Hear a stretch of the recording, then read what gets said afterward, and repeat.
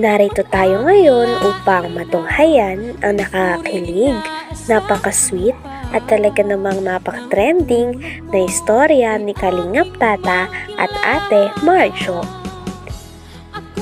Sa vlog naman na ito ay sinagot na nga ni Kalingap Tata ang naging interview noon kay Ate Marjo nung wala siya.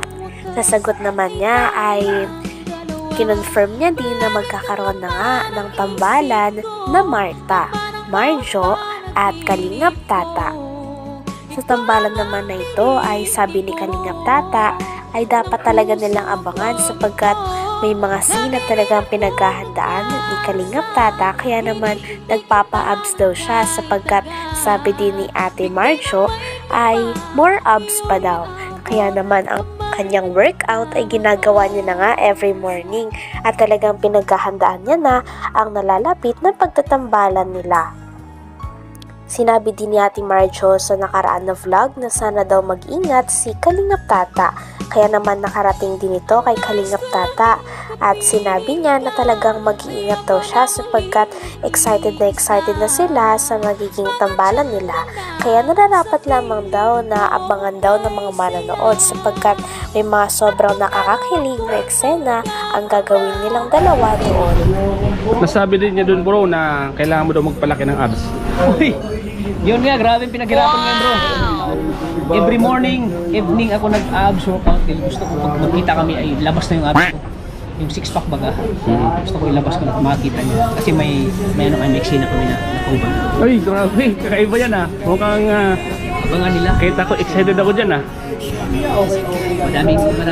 Marami pa kayong eksena na abangan sa amin. Pero matanong ko lang bro, yung love team na magaganap, Marjo at Marta. Kaninong channel i-upload? Siyempre sa akin. Sa'yo? Sa akin. Ako yung magdidirect, ako yung mag-artist. Style Coco Martin? Coco Martin yung ano ko, pangbanat ko dyan. Grabe, kabang-abang yan bro ah. At may mga sinabi pa siya doon na yung nakakapagpakilig na nagsabi niya, di ba natanong siya na meron ka bang gustong sabihin kay Tata? Mayroon ka bang gustong sabihin sa kanya? Ano sabi niya doon? Sana lagi siyang mag-ingat. Yun! No? Yun ang lagi kong iniisip eh. Napakaraming manonood na nga ang nangungulit kay Kalingap Tata kung kailan daw nila gagawin ang mga vlog nila tungkol sa kanilang love team. Sabi naman ni Kalingap Tata ay maghinay-hinay daw sila sapagkat talagang pinaghahandaan pa daw niya ito. Talaga nagpapapogi siya, lalong nagpapamacho para mas lalong maging maganda ang mga eksena nila sa love team na gaganapin nila Kalingap Tata at Ate Marjo. Ayon naman sa interview na isang vlogger sa kanya ay ano yung masasabi niya sa sinabi ni Ate Marjo na lagi daw siyang uminom ng tubig sapagkat mainit ngayon. Kinilig naman si Kalingap Tata nang narinig ito at sinabi niya na talagang parang nag-care na talaga sa kanya si Ate Marjo kaya sobrang kinikilig siya at iinom daw talaga siya ng maraming tubig. Porque sabi na mag-ingat o bilang kaibigan lang siguro. Hindi.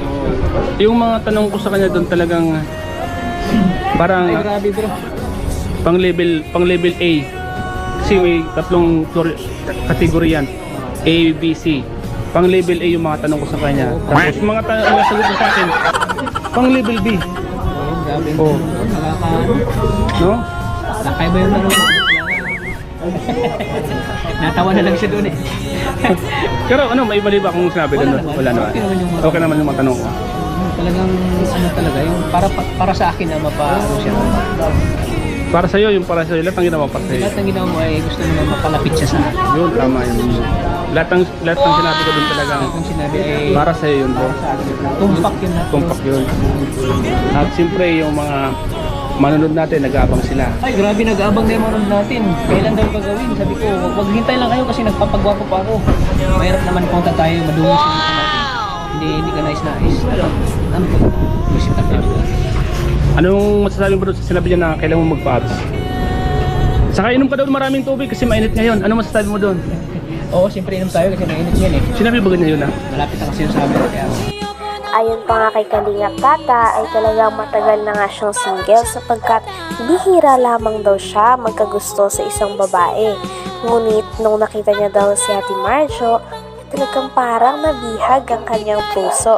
Kaya naman talagang hinaranan niya kaagad ang dalaga at gusto niya nang maka-love team ito. Kaya naman sa mga nag-aabang daw ay abangan pa daw nila ang magiging unang vlog nilang dalawa ni Ate Marjo.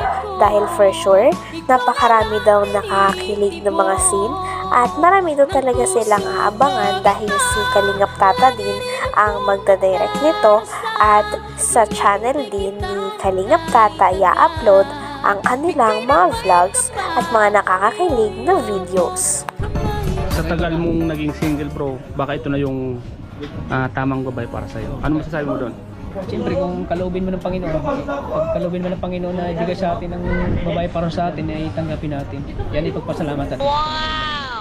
Yan ay talagang binigay sa atin ng Panginoon para mahalin siya. Handa ka na bang mag-sacrifice bro? Oo, handa na ako mag-surprise bro. Kahit ano man yung mangyari, Kahit ano man ang mangyari, gagawin mo lahat. gagawin ko ang lahat. Sakripisyo lang talagang kailangan. Sakripisyo. Gusto mo sa babae, sakripisyo pa para sa'yo. Ano bang mga asa ng mga viewers sa'yo bro? Asahan ng mga viewers, ang asahan nila ay talagang gagawin namin ang best namin na para kayo ay ikiligin. Ano masasabi mo dahil marami na naghihintay?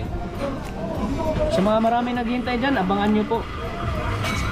Hindi na kayo baka mapabayaan yung mga trabaho nyo, nakapapanood. Abangan nyo po ang magaganap po sa Marta. Sa ngayon po, Kalingap Tata, may anong paghahanda ang ginagawa mo? Siyempre, ang paghahanda po na ginagawa ko, siyempre nag-workout ako, nag-gym ako para ma-push ito yung katawan ko. Kasi sabi niya, gusto niya magkaroon ako ng abs. So, pinaghanda ko yun, nag-gym ako every evening, nag-gym ako. Siyempre, inom ng mga vitamins para lalo kayo maging blooming. Tinanong pa nga si Kalingap Tata kung sure na daw ba talaga siya kay Ate Marjo at sagot naman ni Kalingap Tata ay oo daw. Sapagkat bihira lang daw talaga siya makikita ng babae na katulad ni Ate Marjo na isang simple at walang kaarte-arte na babae at go with the flow lang at para sa good vibes. Kaya naman talagang excited na rin siya na makatrabaho at maka-love team si Ate Marjo. Talagang gagawin niya daw ang lahat at hindi daw siya susuko sa mga pagsubok. Talagang kitang-kita natin na ready na nga si Kalingap Tata sa mangyayari na love team sa kanilang dalawa ni Ate Marjo. Kaya naman abangan na lang daw natin kung kailan daw nila i-upload ang kanilang pinakaunang video at sana magustuhan nila dahil marami nga daw hinahanda si Kalingap Tata na mga nakakakilig na scene nang sa ganon ay maraming kiligin ng mga fans at manonood sa kanilang dalawa. Handang-handa na daw siya at wala na daw talagang atrasan dahil pinaghahandaan niya na ang mga pagsubok na mararanasan niya o sasabihin ni Ate Marjo. Kaya naman sabi nila ay kinikilig na nga daw sila kahit wala pa ang video. Kaya tsak na napakamaraming tao at mga fans ang manonood sa kanilang dalawa dahil talagang papatok daw ang kanilang love team, sabi na nag-interview na vlogger. Totoo ba yung nararamdaman mo sa kanya bro? Siyempre naman. Totoo. Sa nararamdaman mo na yun bro, ano man mangyari o ano man yung maging kainatnan, tanggap mo pa rin ba siya? O ano man yung siyempre may mga pagsubok na darating dyan. Siyempre, handa ka bang magtiis? Oo, handa ako magtiis bro. Para sa kanya bro, handa ako magtiis. Magtiisin ko ang lahat para sa kanya. Talagang tinaman ka sa kanya bro, ano? Oo. Kakaiba ka. Kakaiba. Ikaw yung unang tingin mo pa lang sa babaeng nagustuhan mo, parang siya na. Oo, kasi bihira lang ako magkagusto. Bro, bihira ako magkagusto sa babae. Yan, talagang yung first, ano pa lang. Hanggang dito na lamang muna ang ating nakakakilig, napaka-sweet at talaga namang nagtitrending na istorya ni Kalingap Tata at Ate Marjo. Maraming salamat sa inyong panonood. Hanggang sa muli. Bye!